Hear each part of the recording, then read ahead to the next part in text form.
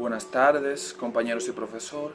Mi nombre es Ariel García, soy parte del grupo 4 de Psicología General con el maestro Severo Ignacio Alberto Polanco. El tema que trataré hoy es la inteligencia y espero que les guste. La inteligencia es una capacidad mental muy general que implica la habilidad para razonar, planificar, resolver problemas, pensar de manera abstracta, comprender ideas complejas, aprender con rapidez y aprender de la experiencia. Existen varias teorías, entre las iniciales está la de Spearman, Thurston y Carroll. La de Spearman advertía que la persona inteligente entiende las cosas con rapidez, toma decisiones adecuadas, se enfrasca en conversaciones interesantes y tiende a comportarse de manera inteligente en diversas situaciones. Thurston, por otro lado, argumentaba que la inteligencia comprende de 7 habilidades mentales distintas. Está la habilidad espacial, la rapidez perceptual, habilidad numérica, significado verbal, memoria, fluidez verbal y razonamiento. R.B. Carroll identificó solo 2 grupos de habilidades mentales. El primer grupo, el cual lo llamó inteligencia cristalizada, incluía habilidades como el razonamiento y las habilidades verbales y numéricas. El segundo grupo, inteligencia fluida, es decir, las habilidades como la imaginería espacial, o podríamos decir la imaginación espacial y visual, las habilidades para vertir los detalles visuales y la memorización. Otras teorías son las contemporáneas, protagonizadas por Sternberg, Gardner y Goldman. Robert Sternberg propuso una teoría triárquica de la inteligencia. La inteligencia analítica se refiere a la habilidad de aprender cómo hacer las cosas, adquirir nuevos conocimientos, resolver problemas y realizar tareas con eficacia. La inteligencia creativa es la habilidad para ajustarse a nuevas tareas, usar nuevos conceptos, combinar información de maneras más novedosas y responder con eficacia a situaciones nuevas. Mientras que la inteligencia práctica es la capacidad de comprender el entorno y utilizar ese conocimiento para determinar la mejor manera de conseguir unos objetivos concretos. Otra teoría influyente de la inteligencia es la teoría de las inteligencias múltiples, propuesta por Howard Gardner. Menciona 8 tipos de inteligencia. Está la lógico-matemática, la lingüística, la espacial, la musical, la sinestésica corporal, la interpersonal, la intrapersonal y la naturalista. Por último, Daniel Goleman propuso una nueva teoría de la inteligencia emocional. La inteligencia emocional se refiere a la efectividad con la que una persona percibe y entiende sus propias emociones y las de los demás, así como la eficacia con que puede manejar su conducta emocional. Pruebas de inteligencia. Estas son unas tareas diseñadas para medir la capacidad de razonar con lógica acertada, comprobando a través de decisiones correctas, de efectuar abstracciones, de aprender y procesar información novedosa. La primera escala que tenemos para medir las inteligencias está la escala de Binet-Simon. Constaba de 30 pruebas arregladas en orden de dificultad creciente, o sea, ascendente. Predecía cuál sería el desempeño del niño promedio en cada nivel de edad. A partir de esas puntuaciones, Binet desarrolló el concepto de edad mental. O sea, un niño de 5 años, de acuerdo a las capacidades que debería tener, le calcula el nivel intelectual que tiene ese niño, el coeficiente intelectual que tiene ese niño, a partir de cómo él domina esas habilidades o esas capacidades o competencias a su edad. Lo mismo pasa con los adultos, para dividir los diferentes grados en que una persona en su etapa del ciclo vital completa, cómo va evolucionando la inteligencia. La escala de Stanford-Binet está diseñada para medir 4 tipos de habilidades mentales que se consideran componentes de la inteligencia. Está el razonamiento verbal, razonamiento visual abstracto, razonamiento cuantitativo y memoria de corto plazo. También introdujo el término ahora famoso coeficiente intelectual, o CI, para establecer un valor numérico de la inteligencia, asignando la puntuación de 100 a una persona de inteligencia promedio. Las escalas de inteligencia de Wechsler. Wechsler sentía que la inteligencia adulta consiste más en la habilidad para manejar situaciones de la vida que en resolver problemas verbales y abstractos. La Weiss tercera se divide en 2 partes. La primera destaca las habilidades verbales y la segunda las habilidades de desempeño.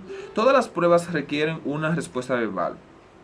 La escala de desempeño mide tareas no verbales de rutina como encontrar la parte faltante, copiar patrones y arreglar entre 3 y 5 imágenes de modo que cuenten una historia. Otras pruebas. Pruebas de grupo y pruebas de desempeño y libre de cultura. Hay algunas maneras para identificar si las pruebas son veraces, o sea, para ver la confiabilidad.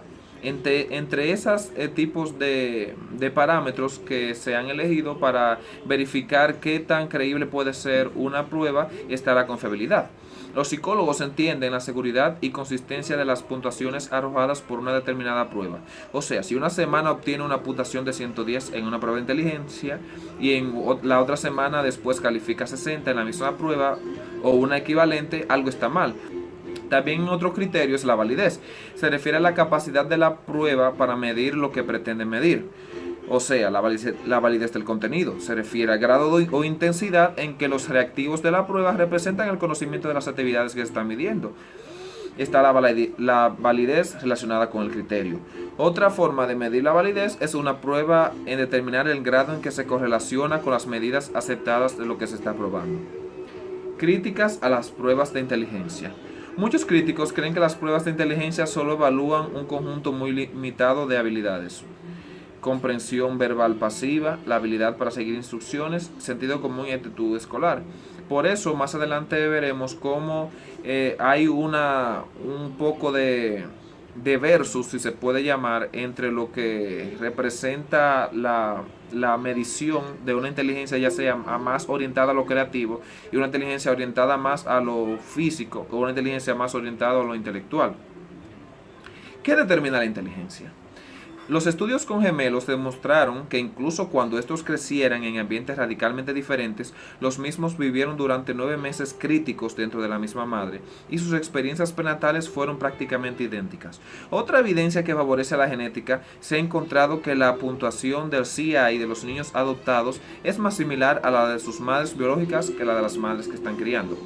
Otros psicólogos plantean que aunque heredamos ciertas capacidades mentales, el desarrollo de esas habilidades intelectuales heredadas depende de lo que vemos alrededor cuando estamos pequeños, la forma en que nuestros padres responden a nuestros primeros intentos por hablar, las escuelas a las que asistimos, los libros que leemos, las personas de televisión que miramos e incluso lo que comemos. Por eso, ¿qué es más importante de la herencia o el ambiente?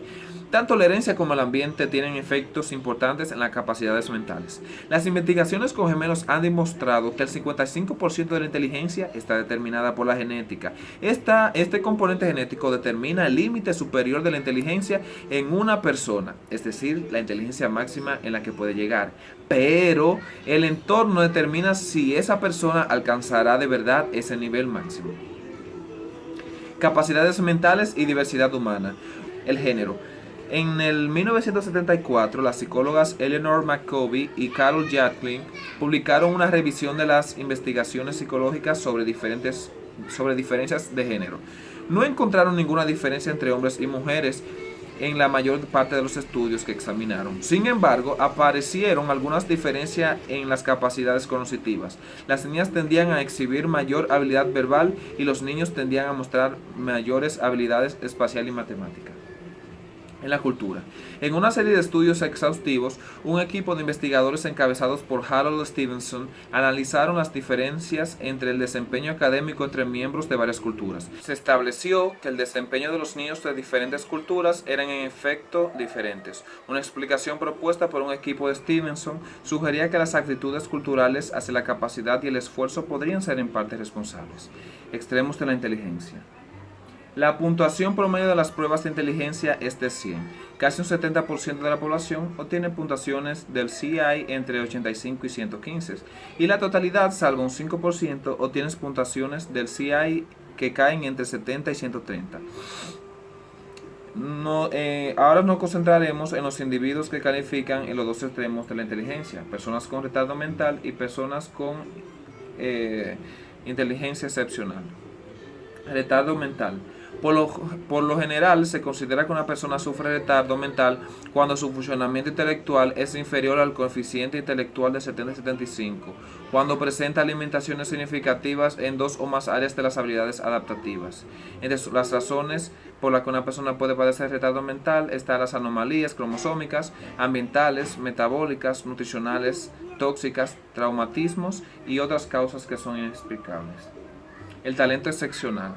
Es una habilidad intelectual. Cuando hablamos de talento excepcional, son los niños que llaman superdotados, o los adultos que son llamados como superdotados. Es una habilidad intelectual significativamente elevada que individualiza a un ser humano del resto de los demás por los niveles de dotación, considerando las aptitudes medias establecidas de las diferentes escalas de evaluación de cociente intelectual.